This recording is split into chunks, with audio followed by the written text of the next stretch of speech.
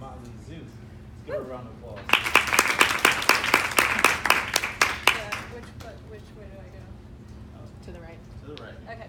Okay, so I'm Jamie from Motley Zoo, and we founded Motley Zoo Animal Rescue to make charity fun. There's no Sarah McLachlan crying. Those commercials drive me nuts, but we wanted to make it fun. So we took a rock and roll theme, and we just kind of went with it. So this year we're celebrating our 10th anniversary, and sometimes when I say that, I can't believe that that's what's really happened.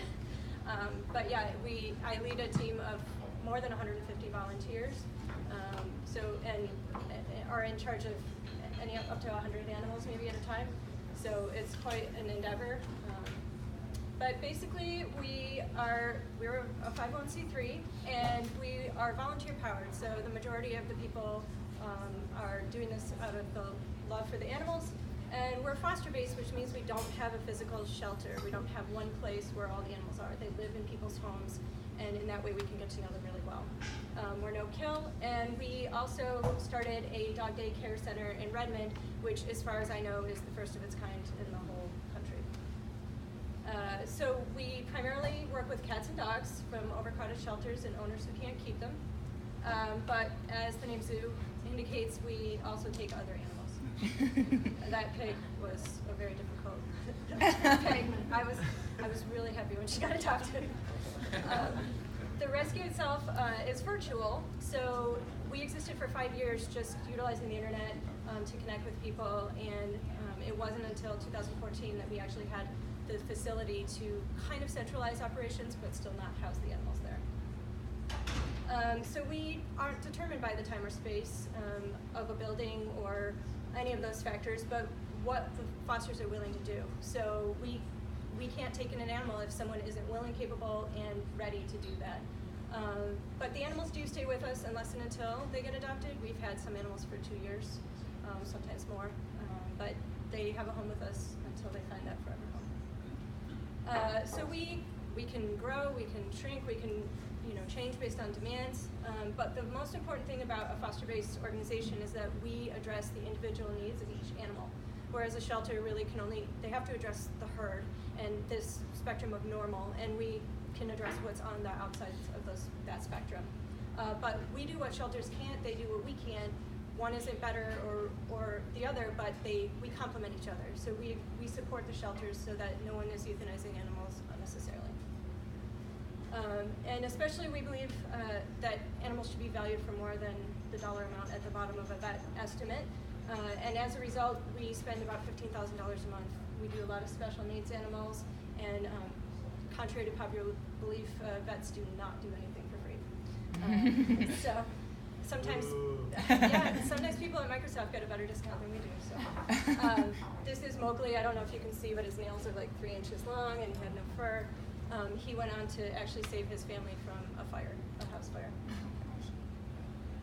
So we've rescued more than 2,500 animals to date, and we opened the dog daycare and training center. And we just moved next door, but it's a 7,500 square foot facility where we watch 50 dogs a day.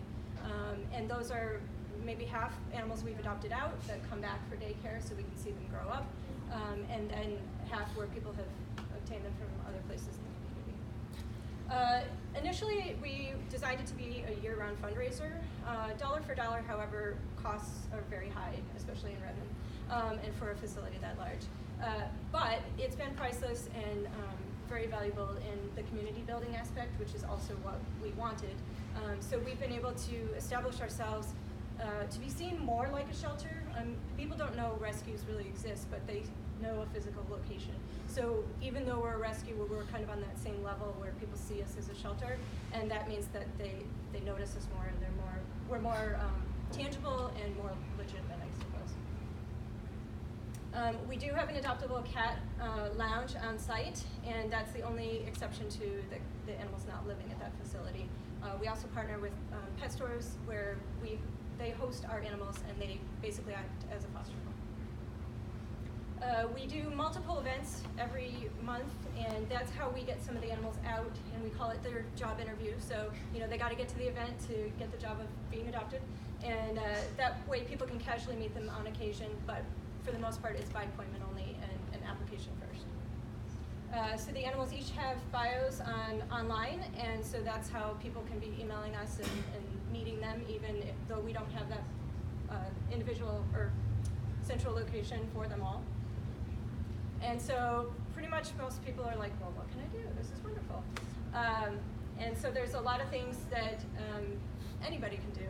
And right now we have a campaign called Everyone Can Rescue, and it's our strategy to try and increase monthly donations. We take in about $2,500 a month, and our vet bills are $15,000 a month in monthly donations. So you can see the discrepancy that every month we have to worry about raising more than $10,000 worth of funds, and that takes time and energy. So if we tell people, you know, for just $1, for just $5, like everyone can do that. There is no one that is looking at a phone or a computer that cannot give $5 or $10. So we're trying to focus on the grassroots community, the effort of many, because really, I mean, that's 85% of charities funding really does come from individuals and not from millionaires. So adopting, that's one great way to support us. This is a guy who, he was supposed to be a bed bug dog, and he couldn't make it. He didn't have the stamina, and so he got adopted. And then just recently, they adopted another dog with us. So we call them repeat offenders. They adopt more than once with us, but it happens a lot. Fostering. So a lot of people are like, oh, I can't do that, and they don't even know what it's about. But the reality is that more people can foster than can't. So we talk with people about whether or not that works for them. It's a very scary thing for people to foster. I'm not sure why, but they'll adopt a dog sight unseen forever and ever, but then you ask them to watch it for a couple weeks and they're like, oh no. So I don't know why, but it's trying to get through that mentality, that mindset. And it's just about giving it a shot. I mean, you can't say you can't do it unless you do it once. Volunteering. So this is when we adopted our 1,000th animal. We have a lot of great volunteers. The majority of the work tends to fall to a small core of people, but I don't know, we have probably 250 people on our private Facebook group. They're not all active, but on average we have about 150 active people at a time. And so we're 501c3, you can donate, and we're in the database for a lot of different corporations for matching, so that's such an immense help for us, that kind of program. We have cool merchandise. So we have a store online, we have a store at our facility, and so we try and do fun spoofs on bands and things like that. So again, to make rescue fun. So we actually sell our shirts all over the world. I would say more than we can sell from here. And then we do things like Amazon Wishlist and Smile and Fred Meyer's Community Rewards, things like that. That really helps too. So you're just shopping and then it's bringing in money for the rescue. People do supply drives and fundraising, sometimes group volunteering. That's a little harder for us to accommodate. But yeah, we got lots of Girl Scouts doing cool stuff. And then employee matching, corporate fundraisers. We have a lot of businesses that are doing events that are to be fundraisers for us. And then donate your car. And attending our events. We have a lot of fun events that help support the rescue and then provide a fun result for you. So in this one called Paint for Paws, an art teacher teaches you how to paint your pet, and everyone goes home with something really cool, even if you've never painted before. Putting your dog in daycare helps, of course. And then, I don't know, do you have any questions? You were about to get the hook, Jamie.